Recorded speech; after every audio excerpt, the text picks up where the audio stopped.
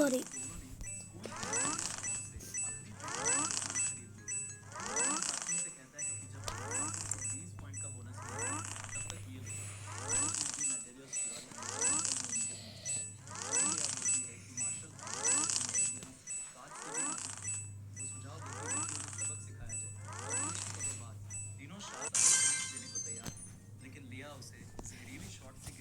भाई यार 400 बिन मिलेगा। कॉलिंस उससे पूछता है कि वो उन पर हमला क्यों कर रही है, तो लेया बताती है कि उसकी एक सिंपल डिमांड है कि ये दोनों इसी हालत में रेंगते हुए मार्शल आर्ट्स डिपार्टमेंट वापस जाए। लेया चाहती है कि वो पूरी क्लास को बताए कि उनकी जिंदगी कमजोर कीड़ों से भी कम कीमत की है। कई घंटे बाद लुकस और काई शार्प और कॉलिंस को ढूंढते रहते हैं। वो यार्ड में घूम घूम कर उनके नाम पुकारते हैं। लुकस बहुत ज्यादा चिंतित होता है, लेकिन काई सोचता है कि वो बस लेट हो पार्ट 2 है ये, पार्ट 2 समझ में आया। देखो एक मिनट। लुकस उस जगह को लॉक कर देता है जहां से खून आ रहा होता है और उसी दिशा में तेजी से दौड़ पड़ता है। काई हैरान हो जाता है उसे अचानक भागते देख। वो भी उसके पीछे दौड़ता है और थोड़ी ही देर में उन्हें झाड़ियों में खून से लथपथ शार्प और कॉलिंस मिलते हैं। लुकस पर गुस्सा हावी हो जाता है। वो चिल्ला कर पूछता है कि ये सब किसने किया। लुकस जल्दी से दोनों को पकड़कर उनकी हालत चेक करता है और अपनी आखिरी ताकत से कॉलिंस लुकस को बताता है कि उन पर लेया और ग्रेग की क्लास के गुंडों ने हमला किया था। जैसे ही लुकस को एहसास होता है कि उनकी मेरिडियंस काट दी गई, उसका गुस्सा हद से ज्यादा बढ़ जाता है। काई डर के मारे चिल्ला उठता है, लेकिन लुकस उसे बताता है कि वो जिंदा है, बस बेहोश है।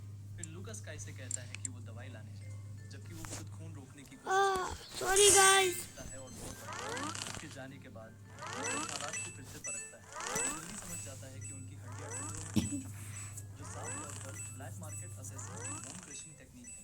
लुकस कसम खाता है कि वो इन दरिंदों को खत्म कर देगा, क्योंकि उन्होंने उसके रूममेट्स पर इतनी क्रूर टेक्निक यूज की है। वो इसे सीधा मर्डर अटेम्प्ट मानता है, क्योंकि ये किसी भी तरह की बुलिंग नहीं थी। लुकस सुनता है कि शार्प सांस लेने में दिक्कत महसूस कर रहा है और अपनी माँ को पुकार रहा है। वो उसे भरोसा दिलाता है कि उसे चिंता करने की जरूरत नहीं है, क्योंकि वो उसका बदला जरूर लेगा। गाय वापस आता है और उसके साथ किशी भी होती है, जिससे वो रास्ते में टकरा गया था। वो दोनों को बेहोश देखकर हैरान रह जाता है, लेकिन लुकस उसे बताता है कि उनकी जान को कोई खतरा नहीं है। हालांकि उन्हें कई दिनों तक आराम करना पड़ेगा, स्टूडेंट काउंसिल जाएगी। लेकिन गाय को लगता है कि ये टाइम वेस्ट है, और जैसे ही वो ये कहता है, उसका एक्सप्रेशन पूरी तरह बदल जाता है। किशी ये नोटिस करती है और उसे एहसास होता है कि लुकस अपने आम जनरल नेचर से कुछ डरावना बन चुका है। लुकस भरोसे के साथ मिलेगा। लुकस तुरंत इस पर सहमत हो जाता है। डील तय होने के बाद ड्यूल 2 दिन बाद तय किया जाता है, और ये खबर पूरे स्कूल में फैल जाती है। जो फ्रेशमैन मार्शल आर्ट्स डिपार्टमेंट से नाखुश थे, वो ग्रेग की क्लास को सपोर्ट करने लगते हैं। यहाँ तक कि ग्रेग भी शार्प और कॉलिंस पर हमला करने वाले तीनों की तारीफ करता है। इस दौरान सीक चुप रहता है, लेकिन वो कॉम्बैट ट्रेनिंग और भी ज्यादा तेज कर देता है। ड्यूल वाले दिन स्टूडेंट्स पहले से ही एरेना में मौजूद अंगूर खाया करो, और उम्मीद के अंगूर। मुताबिक ज्यादातर स्टूडेंट्स ये इसको क्या करते हैं, बैरी खाया करो।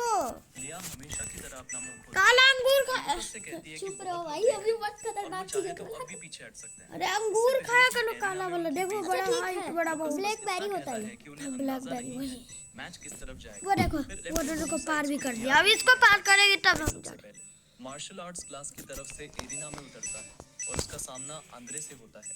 मैच शुरू होते ही काई पहला मूव करता है। वो आंद्रे की तरफ सीधे दौड़ पड़ता है और आंद्रे आइस अटैक सेट करता है, लेकिन काई सब कुछ डिफ्लेक्ट कर देता है। आंद्रे ये देखकर हैरान रह जाता है और काई उसका मजाक उड़ाते हुए पूछता है कि क्या उसने पूरी ताकत लगाई।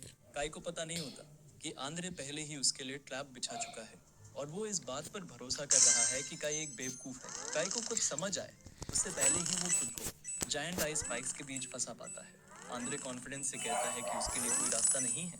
फिर आंद्रे आइस स्पाइक्स को सिकोड़ देता है, जो काई के शरीर में घुस जाती है और वो खून बहाने लगता है।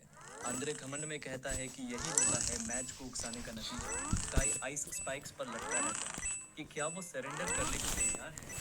बाहर लिया हंसते हुए काई को कचरा कहती है। वो लुकस से भी कहती है कि अगर वो जल्दी हार मान ले तो वो उसकी जान बख्श देगा, लेकिन लुकस उसे डरावनी नजर से घूरता है और पूछता है कि वो कब तक बकवास करती रहेगी।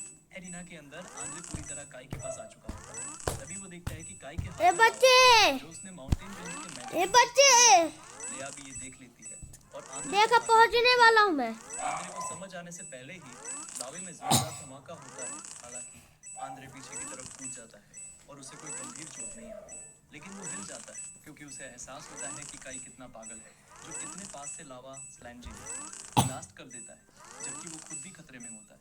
आंद्रे अभी यही सोच रहा होता है कि तभी काई उसके पीछे आ जाता है और अपनी चाकू से उसकी बगल काट देता है। दर्द से कराहते हुए आंद्रे पीछे हटता है, लेकिन दर्शकों की नज़र पूरी तरह काई पर होती है क्योंकि उसके पैर पूरी तरह झुलस चुके होते हैं। उन्हें यकीन नहीं होता कि काई इतना पागल है कि उसने आइस जेल से निकलने के लिए अपने ही पैर उड़ा लिए। असल में काई लुकस की सलाह फॉलो कर रहा था कि उसे एक मार्शल आर्टिस्ट ने घायल किया। फिर भी वो मानता है कि काई अब नहीं बच पाएगा क्योंकि उसके पैर पहले ही जल चुके हैं। आंद्रे एक और लॉन्ग रेंज अटैक करता है, लेकिन एक और लावा स्लाइम जेली से बीच में ही उसे रोक देता है। एक जोरदार धमाका होता है और चारों तरफ धुएं का गुबार छा जाता है। काई इसी मौके का फायदा उठाता है और आंद्रे के पास पहुंच जाता है। उस वक्त वो एक पागल इंसान जैसा लग रहा होता है। जैसे ही वो आंद्रे पर झपटता है, आंद्रे को बस एक डरावना पागल अपनी तरफ आता दिखता है। वो डर के मारे चिल्लाता है और जल्दी से एक आइस बैरियर छोड़ता है, लेकिन काई उसे पंच मारकर तोड़ देता है। जैसे ही वो आंद्रे के पास पहुंचता है, काई मुस्कुराता है और कहता है कि उसे आइस यूजर्स से नफरत है क्योंकि वो आखिर में हमेशा फिसल ही जाते हैं। आंद्रे बच्चे की तरह चीखने लगता है।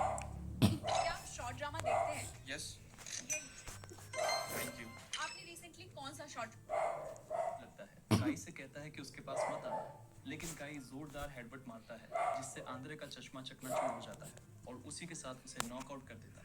आंद्रे एरिना में उड़ता हुआ जाता है और सीधा दीवार से टकराता है। आंद्रे को यकीन नहीं होता कि काई ने ब्लैकबेरी ये को आओ। आइस शील्ड सिर्फ ब्रूट फोर्स से तोड़ दिया।